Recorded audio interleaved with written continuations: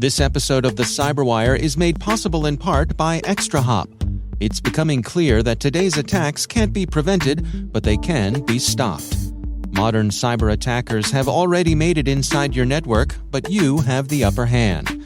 Find and eradicate threats with ExtraHop network detection and response and shut them out before real damage is done. Learn the advanced techniques attackers are using and how ExtraHop stops them with a live attack simulation. Visit extrahop.com/cyberwire. That's extrahop.com/cyberwire.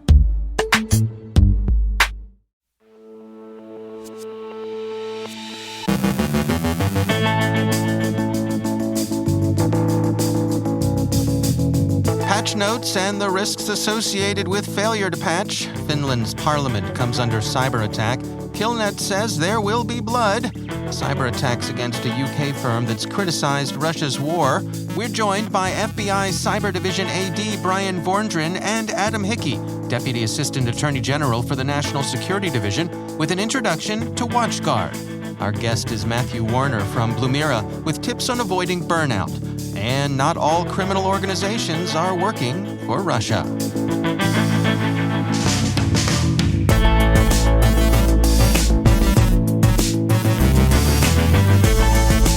From the CyberWire studios at Data Tribe, I'm Dave Bittner with your CyberWire summary for Wednesday, August 10th, 2022.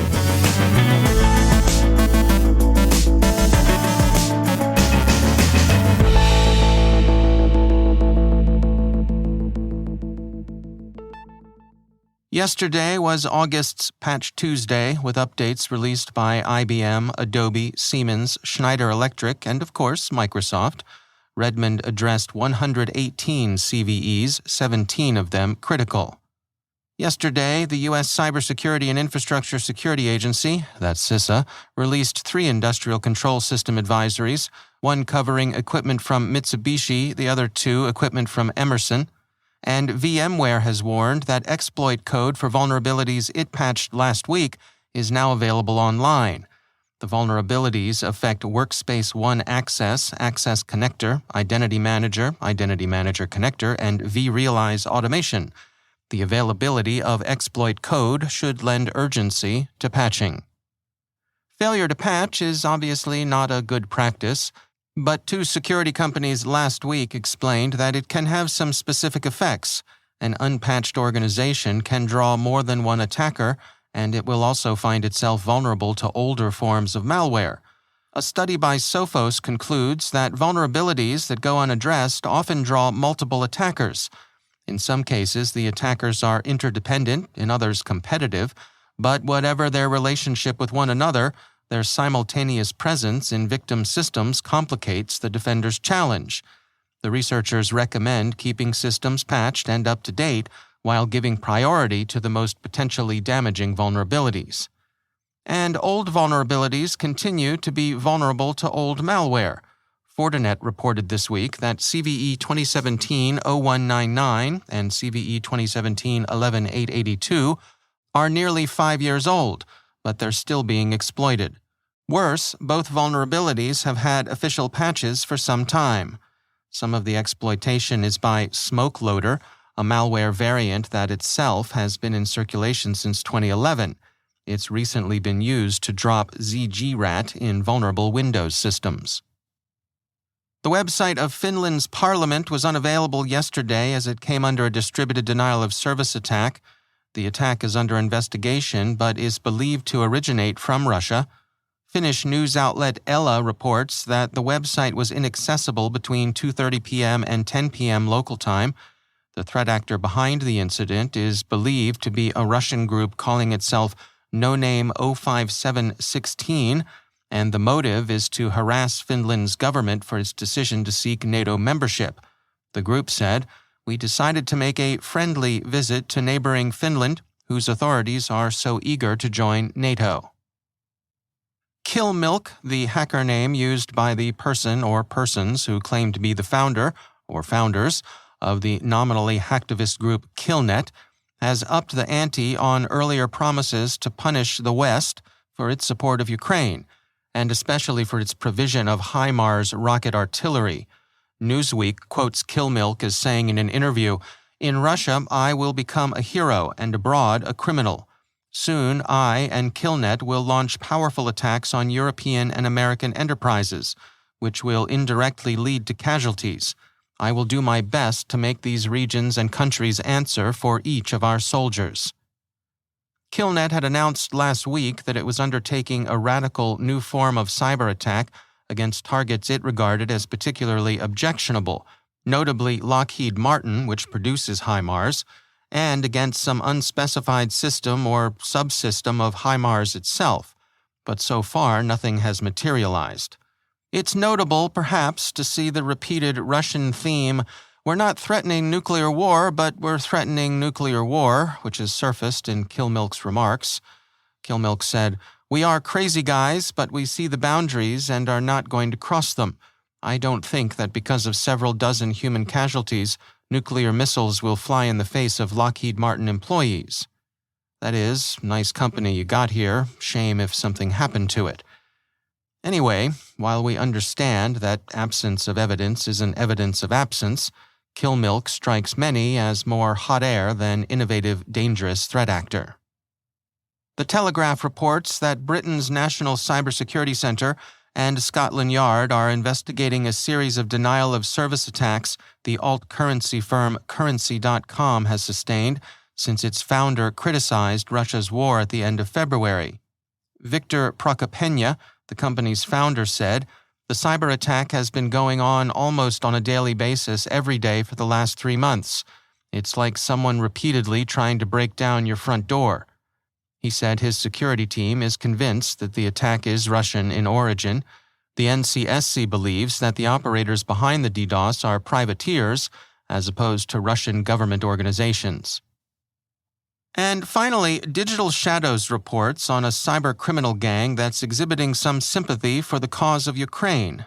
Dumps Forum was established in May of this year, and Digital Shadows says it looks a lot like other criminal forums.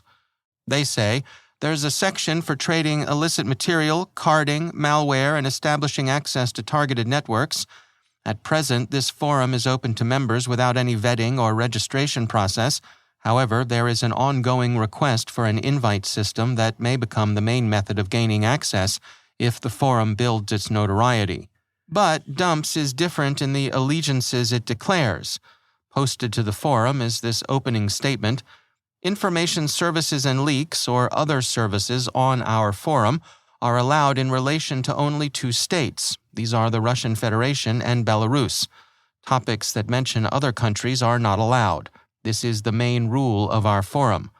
So it's an anti-Russian and anti-Belarusian operation. Digital Shadows characterizes Dump as unusually brazen, even going so far as to post what they claim is an overhead image showing their headquarters in a Kyiv apartment building.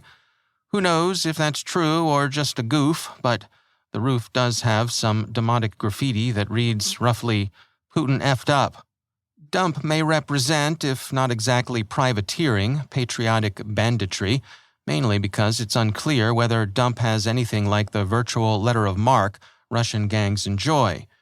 Digital Shadows concludes, "Dump's forum likely has an important role to play in the ongoing Russia-Ukraine war as a hub for hacktivists and patriotic cyber threat actors, as a symbol of resistance and making a demonstrable difference on the cyber battlefield.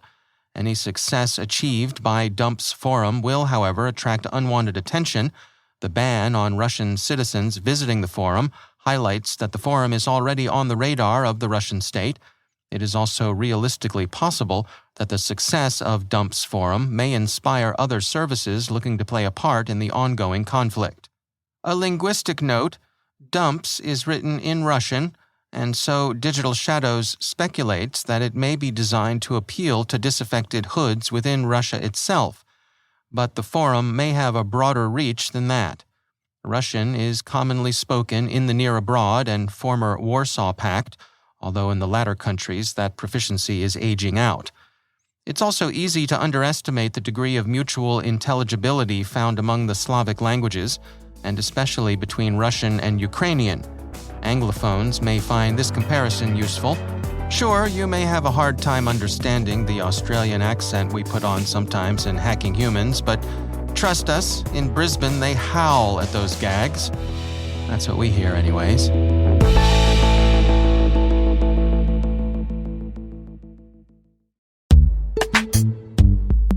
And now, a word from our sponsor, Dragos. As operational technology, or OT cybersecurity, becomes a top priority from boardrooms to the manufacturing floor, CISOs and their teams must implement proven strategies to protect the business. OT, however, has long been underrepresented, leading to communication challenges, a cultural gap with IT, and uncertainty about how to move forward. The good news? OT cybersecurity is now getting the attention it deserves. Dragos has a free guide you can download to discover the 5 key components of a world-class OT cybersecurity program and learn how to align your leadership to create a better OT security posture. To download, go to dragos.com/5-controls. That's dragos.com/5-controls. And we thank Dragos for sponsoring our show.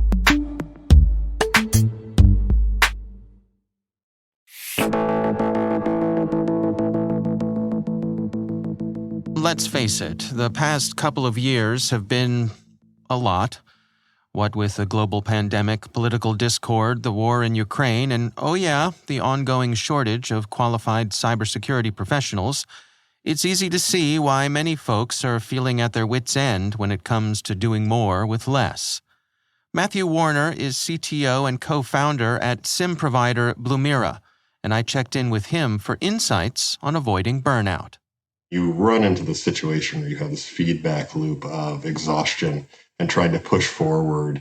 And at the same time, you have this need for maturity across organizations from an IT and security perspective, where if you don't have that continuous growth in the organization, you only have continuous burnout at the same time of the staff within that organization as well. How much of this do you suppose is just plain old understaffing, that we don't have enough people to take care of what needs to be done?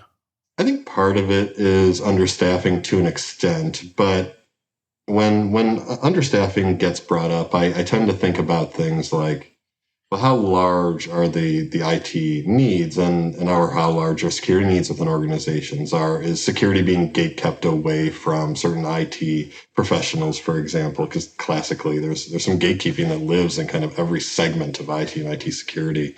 And I do think that there is some understaffing exists, some forced by the organization. They don't want to spend that budget.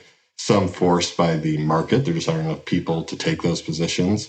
And in some situations, it's forced through the legacy nature of the organization. If you are continuing to update your organization, if you're continuing to build maturity and good process into that organization, the need for more and more people can be reduced. You can get some scale out of your organization.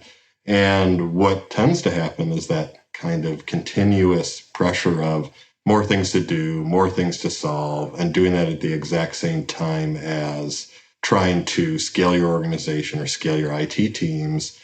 Often the easy answer is we'll throw some people at it, and then you run into that staffing problem. Where do we find those people? How do we really make it work? And having to kind of mesh those two needs, which is growing the company from a process maturity perspective at the same time as growing it from an IT staffing perspective, makes it really hard for company leaders to then understand where the sysadmins are, and creates a kind of like breaking point where both sides are not necessarily working on the same problem. They're just kind of working in the same organization.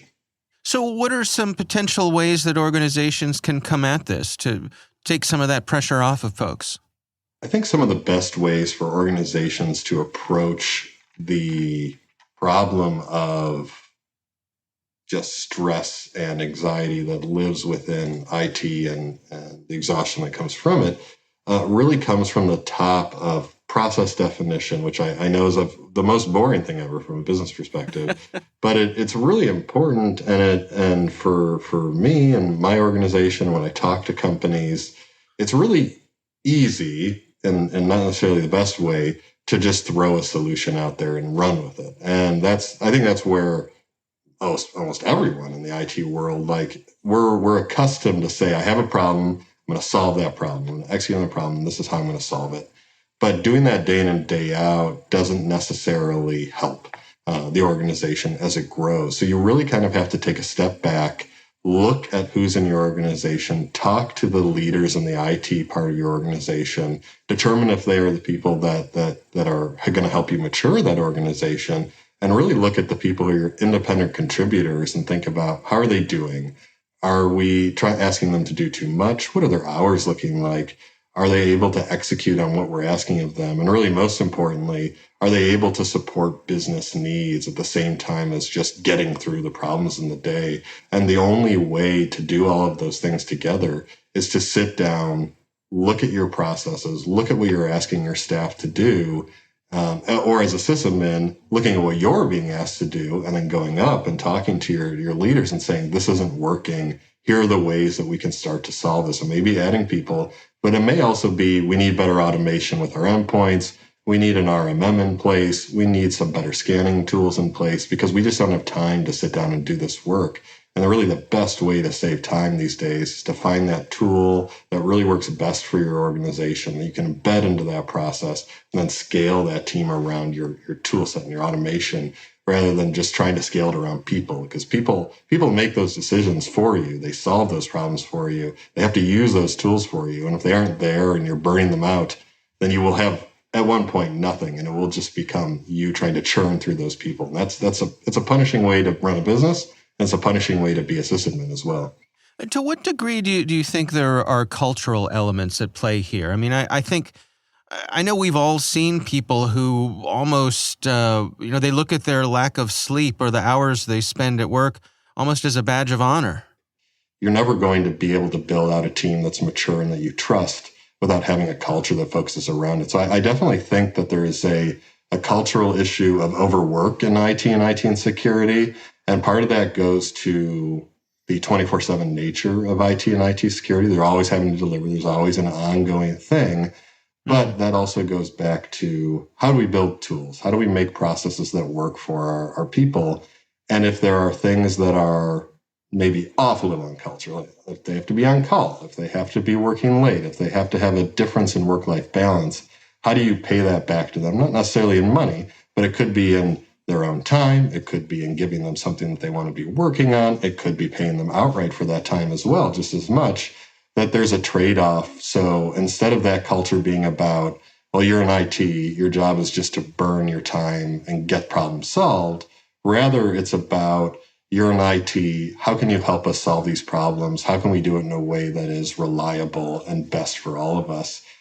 Because having a tired sysadmin, having tired security teams only results in negative outcomes for an organization. It might solve that one problem that came up, but over time, that burnout just kind of layers on and layers on. And there's definitely a cultural impact with it, but that kind of goes all the way back to people that are used to that culture will only get out of that culture if they're brought out of it. It's really easy to get embedded into a culture like overwork or IT rotation that burns you out. Like when you're just rotating like weekly primary and then the next week you're secondary, and that's just what you do for your entire life. That's a really hard way to exist. And you end up with this cricket in the back of your head that says, well, I could be working. I could be getting these problems solved. I need to be getting these things solved. And when you don't have that downtime, that's when you create this burnout situation. You start to break culture a little bit more. And it really needs to be more focused on. And IT is classically not great at this, but focused on the human, helping them help you and building that kind of environment for them that will allow them to. Because it will be way, way more successful in the grand scheme of it all, but it doesn't feel more successful when you're going through it. That's Matthew Warner from Blumira.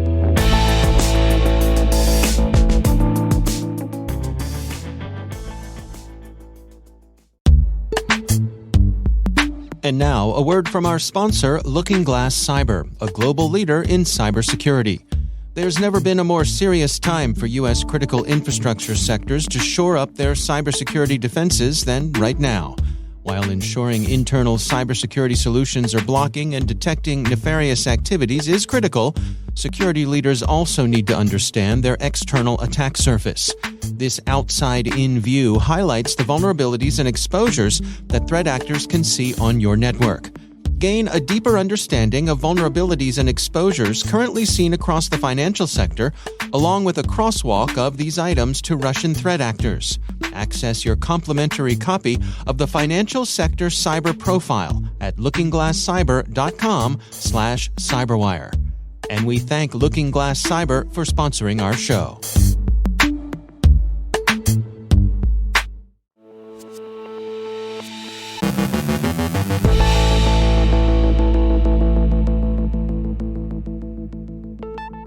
And I'm pleased to welcome back to the show Bryan Vorndran.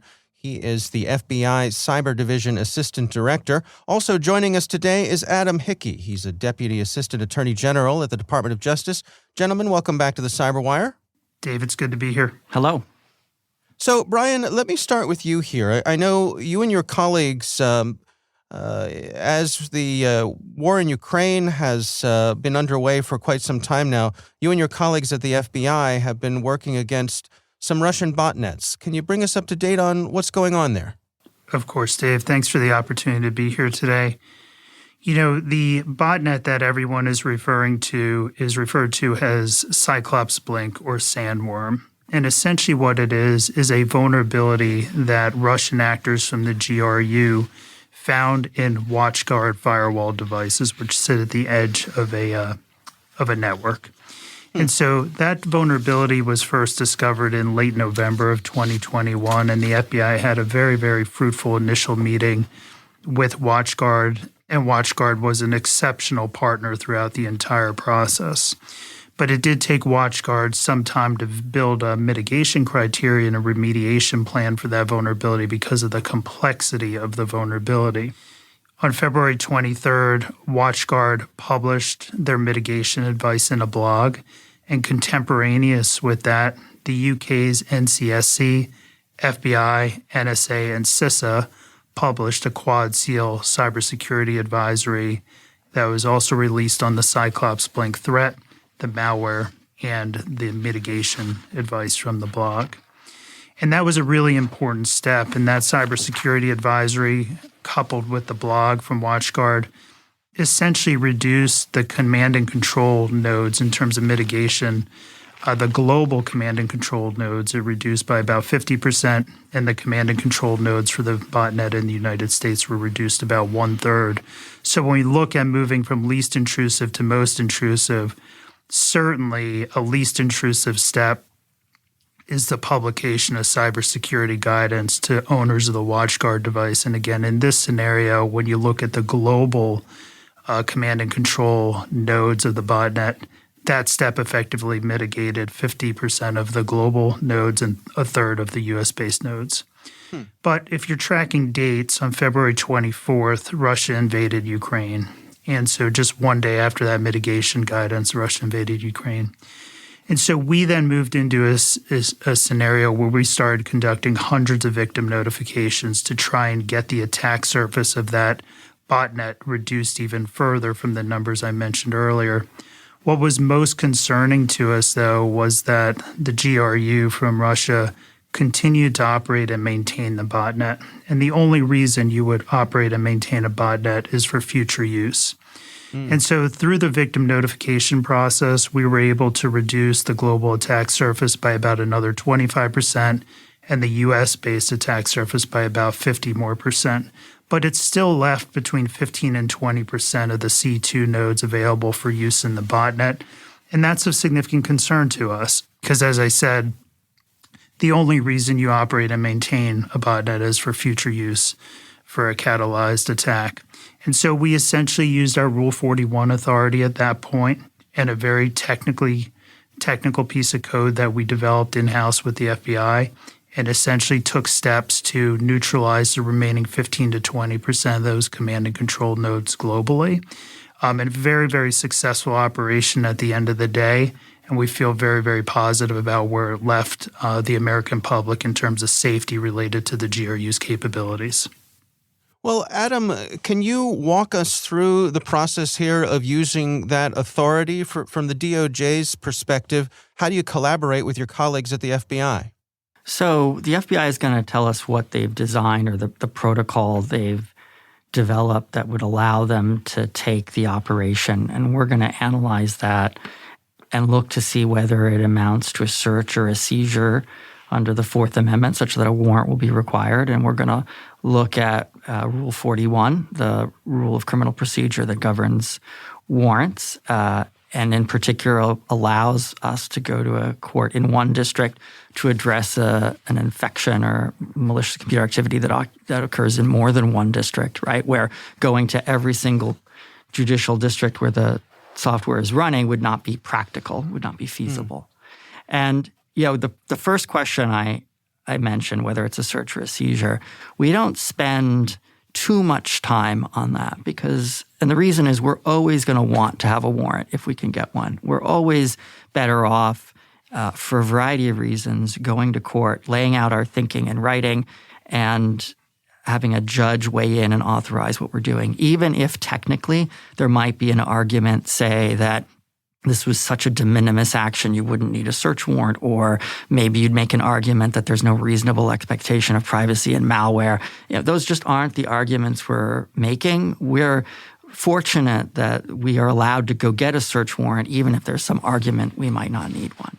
And then obviously we have to comply with Rule 41, which has certain procedural requirements, including after the fact, right? Notice requirements. So anytime we do an operation like this, we may not be in a position to be public immediately. It may take a couple days for the operation to play itself out and make sure we've disrupted all the nodes that we're aware of. But ultimately, we're going to make as much of the affidavit and warrant public as possible. We're going to announce it on our website, and we're going to give notice to affected computer owners, either directly if we can, or through their ISP, or through broad public notification. So, Bryan, can you clarify for us the timeline of this? I mean, when you're dealing with those last remaining systems, is this an issue where you're trying to hit them all as quickly as possible? Dave, it's a great question, and the answer is yes, it is. We want to eliminate the remaining vector of attack, whether the adversary is China, Russia, North Korea, Iran, or a criminal target set, as quickly and simultaneously as possible. So imagine a scenario where we have 20 computers remaining in a command and control structure that are serving as C2 nodes in a botnet. Rather than going to each one of those 20 potential victims, unwitting victims, and have them take their own mitigation steps over their own defined timeline, we would much prefer to run a technical operation under the right authorities that we have and essentially eliminate the remaining vector of that attack very, very quickly and simultaneously to just wipe it out completely. So that decision is one we take seriously. It's not one that we simply gloss over. But the velocity at which we destroy those remaining vectors is very important to us. The way I think about it, Dave, we have to assume that the actor is watching what we do to their infrastructure. And if the process of going door to door is going to take 72 or 96 hours and they're gradually seeing themselves go dark, as it were, over that period, that gives them runway to adapt, to retool, to figure out what we know and how we know it, and to change how their malware runs in a way that defeats our technical ability and denies us the ability to the objective of the operation. So there are situations where if we don't act simultaneously, we will miss the opportunity to disrupt the actor. We will give the opportunity, the actor an opportunity to retool and maintain presence.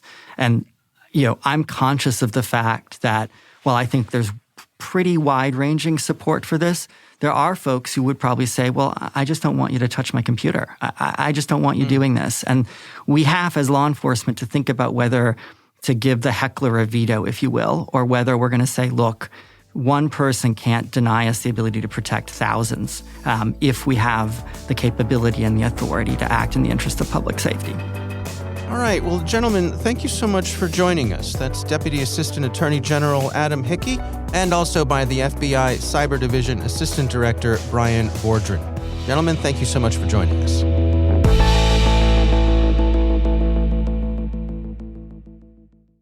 Thanks to all of our sponsors for making the CyberWire possible, especially our supporting sponsor, Devo, whose cloud-native logging and security analytics platform is built to transform security operations for today and beyond. Visit devo.com to learn more.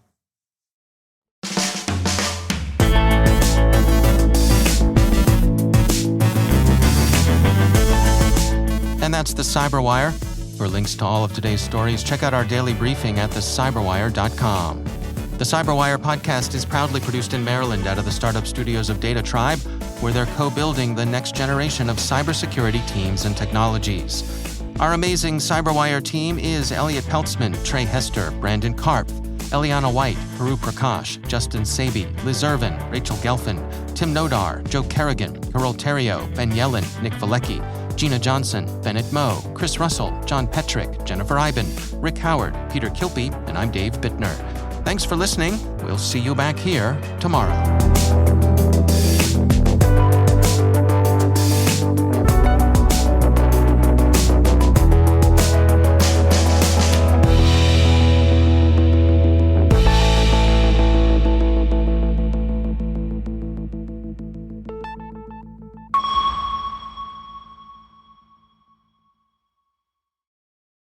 Hey everybody, Dave here.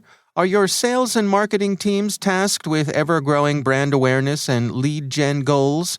The CyberWire is a great way to put your message into the ear of decision-makers across cyber and help fill your funnel. We have great sponsorship opportunities available, but we're filling up fast. Contact our team now to learn more about how sponsorship of the CyberWire can help build your business at thecyberwire.com/sponsor.